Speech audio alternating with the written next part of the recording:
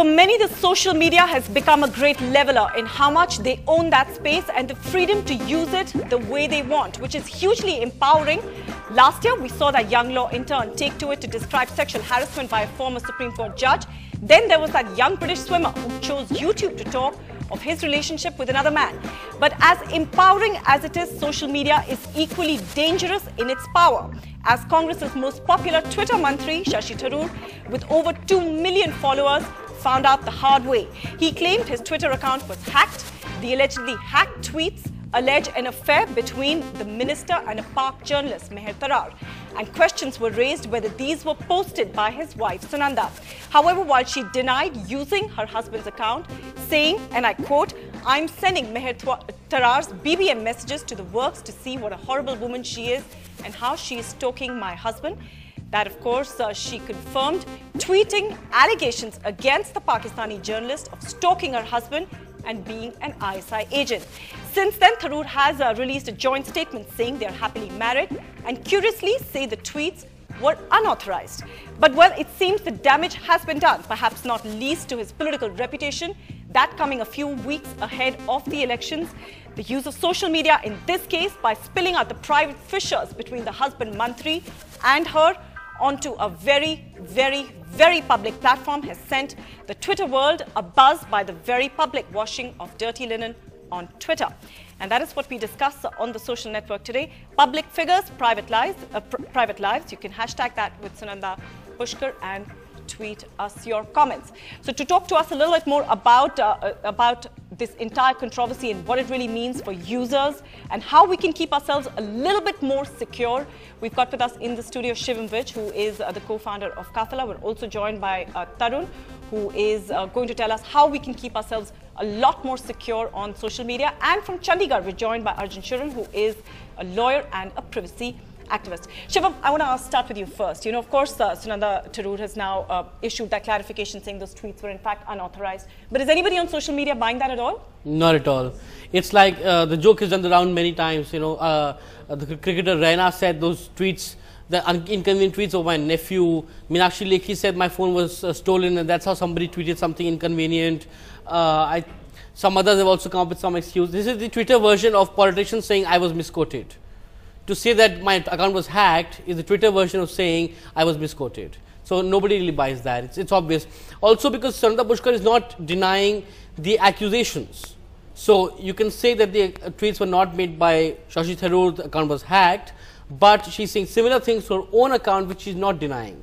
So the contents of it, you know, it's just a technicality then whether the account was hacked or not. So clearly there's lots and lots going around on social media for that. But Arjun, this entire controversy of, about this entire, story which has now become a bombshell in many ways really goes to show that there is now social media is this double-edged sword, and the other side of it can actually be pretty sharp and pretty damaging, right?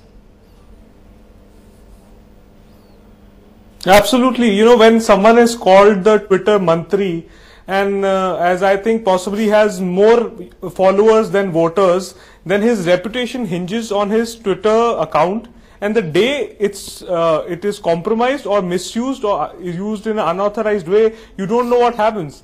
At the same time, we must understand in social media, you don't have the same kind of regulation, you don't have the same kind of safeguards as they are there in, say, old media. So if a similar story had to be published, say, in a magazine, it had to go through a lot of layers and it could have been stopped. But in the case of Twitter, it's instant, it happens just then, and the only thing you can do then is you say it's an unauthorized tweet and nothing more than that.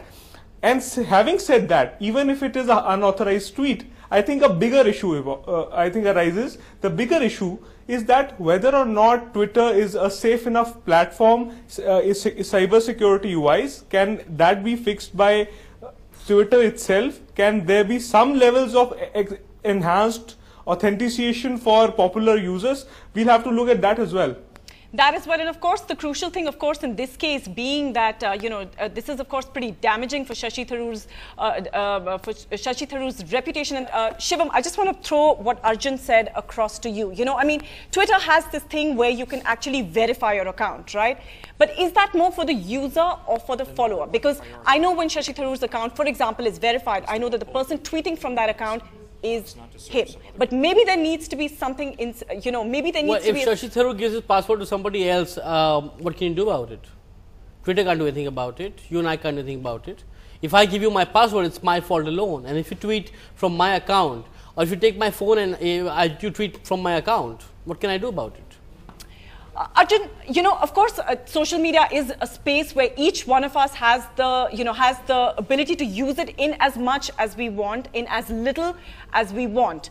How, you know, in terms of privacy for people who, especially for politicians who are coming more and more online and celebrities, you know, how does the access to the space, which otherwise makes us all very egalitarian, what is the difference between how it affects them and how it affects us?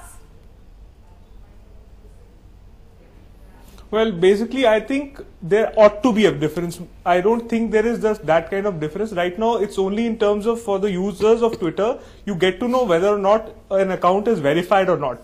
But for the user itself, or for example, the so-called Twitterati, are there additional safeguards that are built in so that if, for example, someone tries to hack their account, there are more layers of encryption, there are more layers of authentication. I think this is very important because if a person has, say, 2 million followers, he should be treated in a different manner from, say, someone else who has, say, 10 followers. And because if you don't do that, you are really, you must understand that in the Twitter world, if the Twitterati says something, it can tarnish that person's reputation for life. And this person, Mr. Tharoor, has an election coming in 3 months. What do you do? It's presuming that a hacking has happened. Let us understand that in a situation like this, somebody will also be lying that hacking has happened. Like in a sting operation, a politician says the tapes were doctored. Doesn't necessarily mean they were doctored. Now let us ask Twitter whether the account was really compromised or not. We are presuming the account was compromised.